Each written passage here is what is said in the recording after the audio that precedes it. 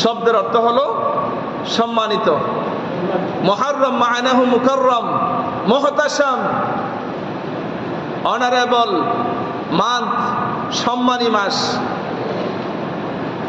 সম্মানী মাস সম্পর্কে আল্লাহ পাক বলেন,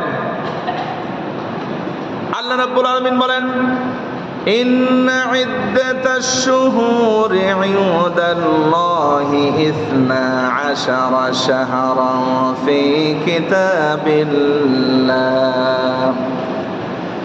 আল্লাহ রাব্বুল আলামিন বলেন, নিশ্চয় আল্লাহ তাআলার নিকট গণনাকৃত 12টি মাস কোরআনের মধ্যে লিপিবদ্ধ আছে। এমন গণনাকৃত 12টি মাস রয়েছে।